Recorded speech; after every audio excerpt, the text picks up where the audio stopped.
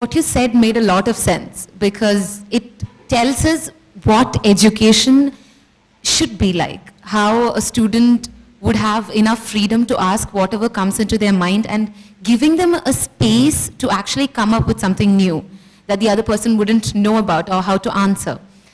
But my question is, sir, this is a theory that we want in our country, but how can we come about implementing such a system where a student is able to do something like that?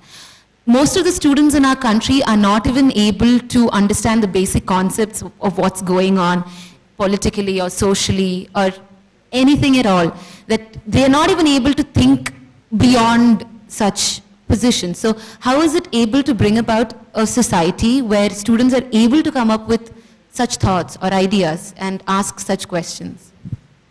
Yeah, thank you. This is a very deep question, very difficult question. I have no one answer, but I think we have several things to be done. One, we need to understand what regulation is meant for. I think a lot of our problems can be traced to regulations. Why do we have 4 different genres of education organization in the last 150 years? I mentioned earlier, yeah? And none of them took roots. Harvard Business School maintained its preeminence for over 250 or 300 years. I can give a lot of things, but see, I'm an academic. I don't belong to any groups, so I can speak what I think is the truth, and I should be happy to say that, I mean, if I am open enough, I'll say, okay, give me information, give me insights, I'll change. I think our regulations are essentially meant for creating subservient individuals. Okay, that's one. UGC, equivalent of UGC in UK was disbanded long ago. I can go on and on. I've become a researcher of higher education governance. And I did also governance. I did some work in governance earlier, corporate governance. So I've written extensively about this. Okay, many people find it inconvenient, but we have to say these things. Yeah. So these genres is an example of why nothing took root. You understand my point, no? So yeah. Second, when it comes to students, it's not about student creating chaos in the class. It's telling the student, have the patience to listen and have a sense of who you are. So our examination systems have to be different. We go for absolute rating. Now we have to understand what is relative grading. Even very, very eminent educationists, I'm sorry to say, have not thought through what is relative grading and absolute grading in our country. We are not doing any work in this area, in this country. These things have been organically developed in the West. I wrote to some of my ex-colleagues. They said there were no articles because they organically grew this, you know, and they have a tremendous amount of research on pedagogy. I've written extensively on pedagogy.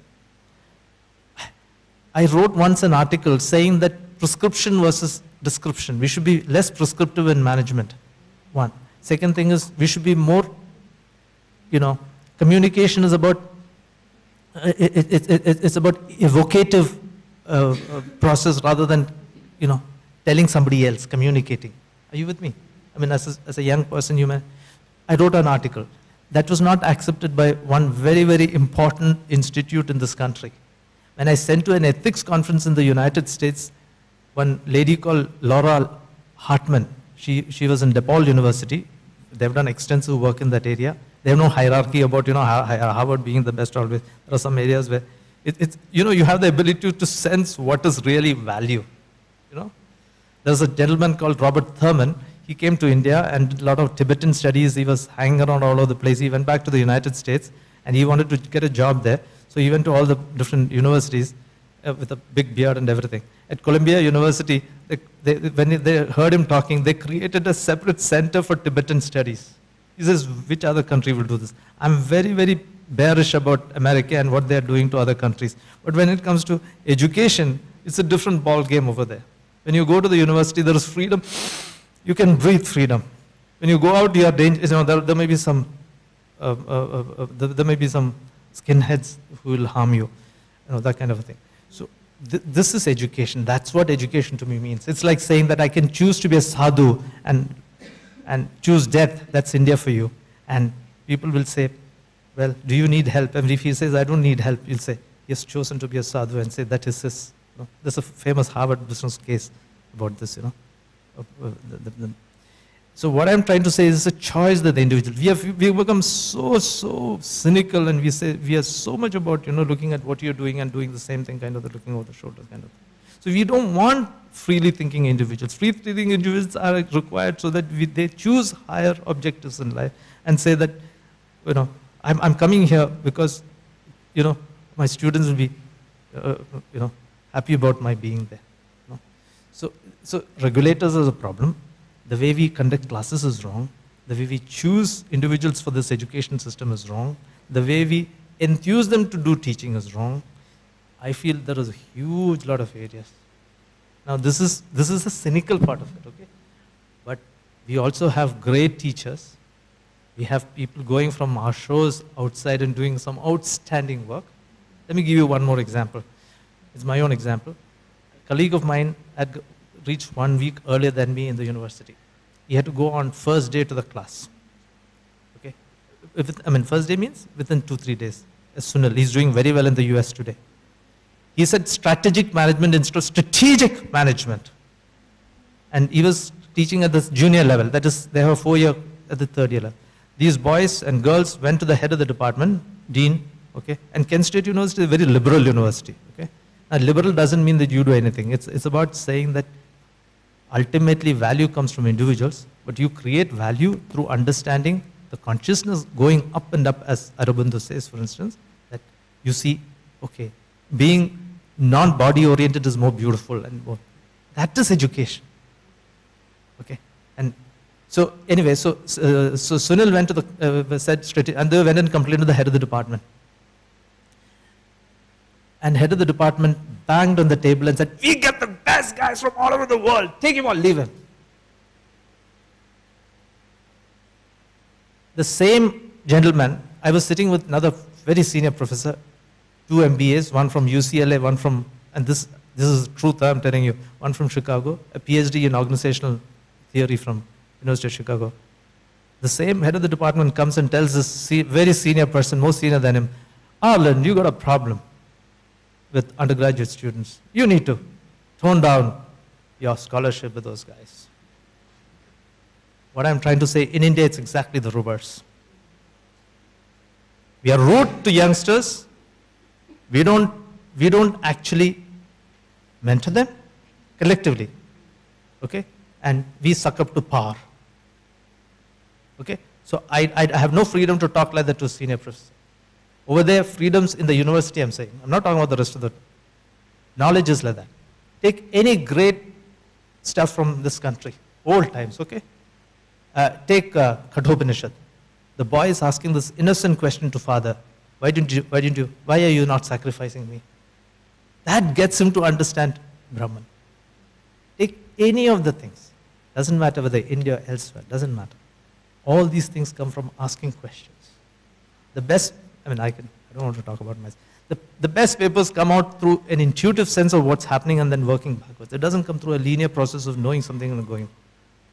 This is a very deep pedagogical issue. We'll talk about it later. So what happened to Ramanujam, or what happened to Kukule when he figured out the benzene ring, okay? Or what happened to Mendeleev in finding out that there are boxes in the periodic table where there are gaps. These are all leaps of intuition. And those intuitions don't come from this linear process of do you know this, do you know this, do you know this, go from this, have prereqs and so on. It doesn't happen. That is not education. Undergraduate education, maybe. School education, we have to be linear. But postgraduate education is about, what Dr. Kalam says. Think up of your mind, get ideas, get passionate about things and work backwards. And that is not encouraged in our society. It will never be encouraged by a bureaucratic structural system. So structure is really to create processes. So we must first have the process. I can go.